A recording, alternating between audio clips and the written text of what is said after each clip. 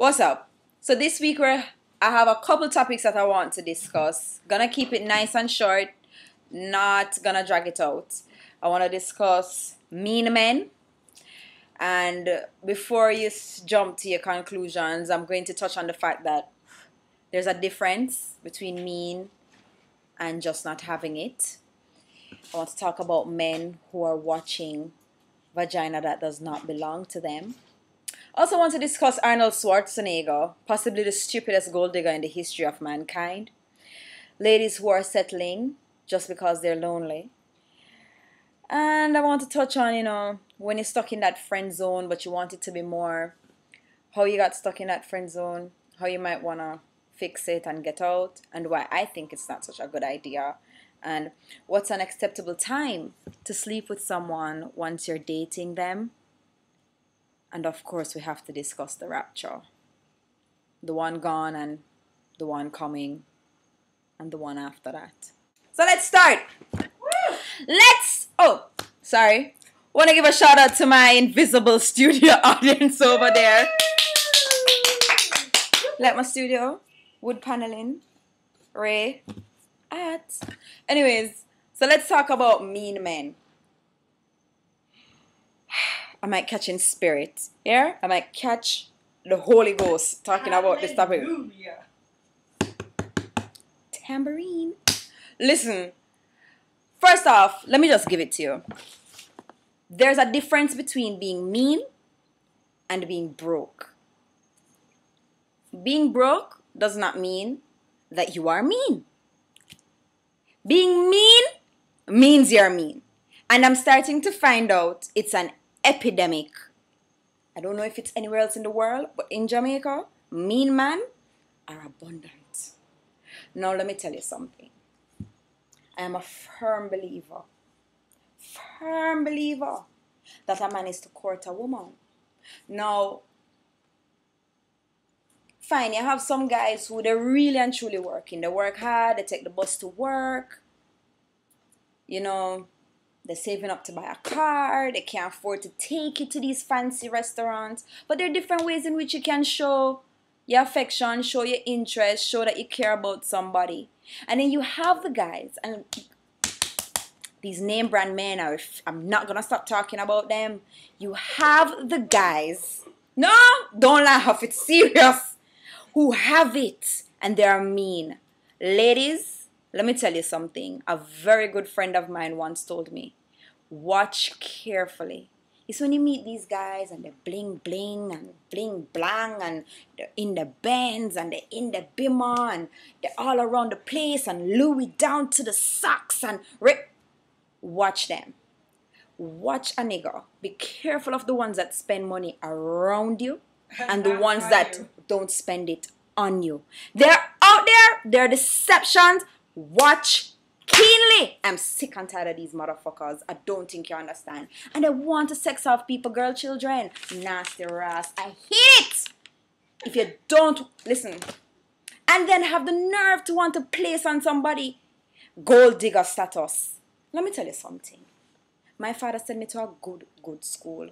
From prep school to high school to university. My father ensured that I'm an eligible young lady. I have book smarts. I have street smarts. I am going well down into my years. Now, why am I going to fuck a man that cannot buy me dinner? Boo. Or else that makes sense. No, somebody tell me. And then because of that, I am a gold digger. All right. Cool. No problem.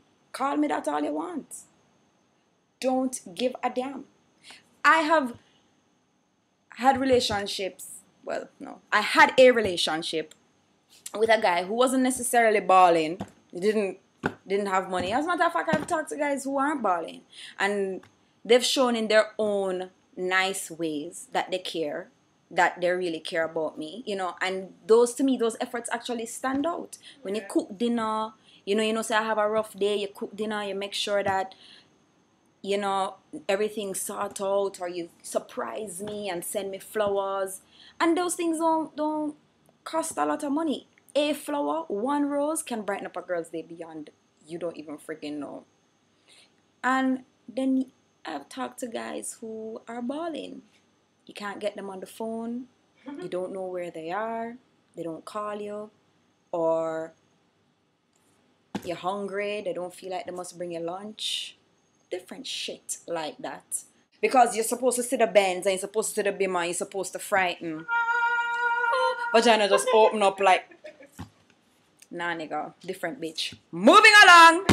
So let's talk about the ones who are watching vaginas. Guys, can I ask you something? Hallelujah. How someone is so invested in pum pum that you will never get? How that makes sense? Or better yet, pum pum that That she you've- had but she gave up. Pum pum that you had that you gave up. As far as I'm concerned, if we stop fucking, you're supposed to stop keeping tabs. It's not your vagina. Anymore. Or maybe it was never theirs. And exactly. you never pay for it to go to school. You never invest in the first degree that it get a university. You never do anything for this person. Yet still, every time, and I hate this shit, every time you see them with somebody, you feel it is your duty to report. Why is it even a concern of yours? Who I am fucking. I will never fuck you. That you need to worry about. Make yourself more eligible and stop watching my pum pum. That's all I say. You are annoying. Moving on to annoying. Arnold Schwarzenegger. Sir?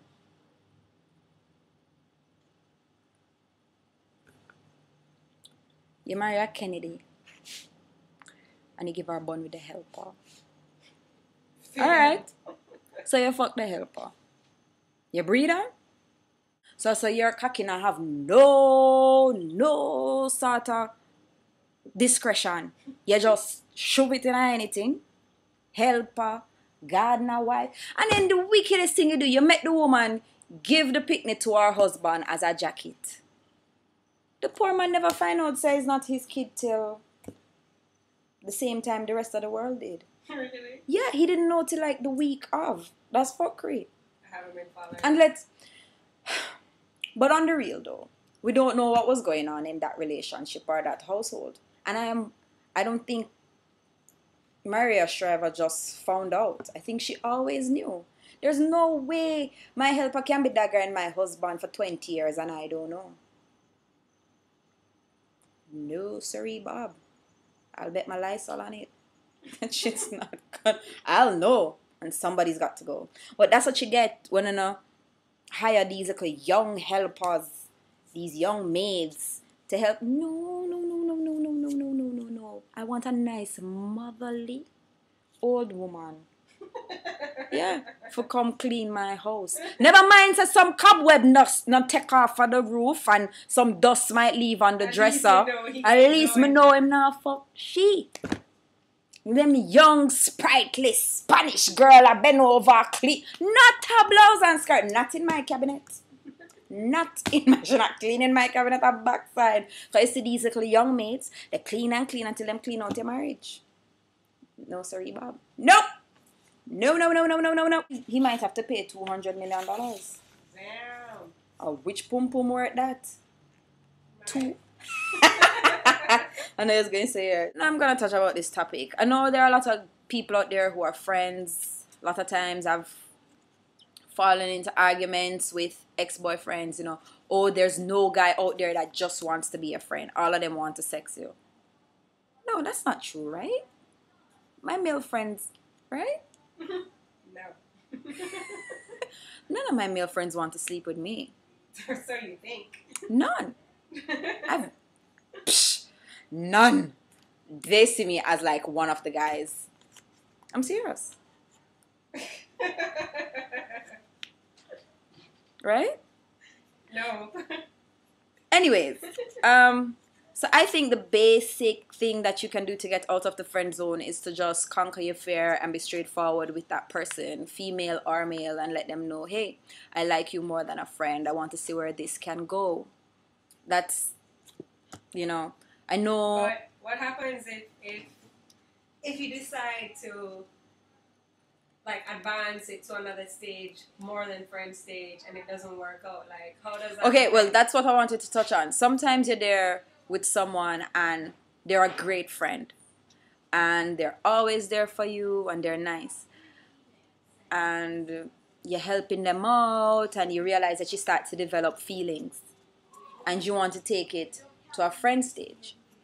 I personally don't think that is a good idea, because many times how I am as a friend is not how I am in a relationship. Yeah, that's true. I think I am a much better friend than a girlfriend. There are some things I'll do for my friends. I'm not doing it for a nigga. I'm telling you that straight up. But that doesn't matter because none of my male friends want to sleep with me. So you take. You clearly know something I don't know. But yeah. So go for it. Be straightforward. Just know the consequences, because and then the worst thing for me is to have like one of my best male friends and then to like mess it up. And I'm always afraid that I'm going to mess it up. So I'd never go there. And let's discuss the Rapture. Sir Harold Camping had the whole world nervous till 6 o'clock and nobody can tell me nothing. Bitch. Do you know where I was? Bitch, when that volcano erupt What volcano? in New Zealand, everybody was just like, oh shit. I was getting ready to I wonder go to if the this club. nigga was right. I wasn't though. Because personally, right. no, seriously. Thank God for my grandmother. My grandmother was one of those grandmothers that took me to church Monday, Tuesday, Wednesday, Thursday, Friday, Saturday, Sunday, Monday, Tuesday, Wednesday, Thursday, Friday, Saturday.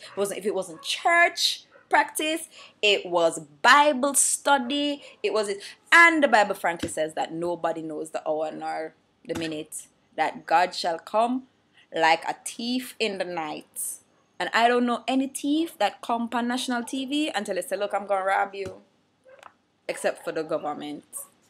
But it was hilarious to me. All the jokes to me, like this week, my timeline was crazy with the jokes about the Rapture.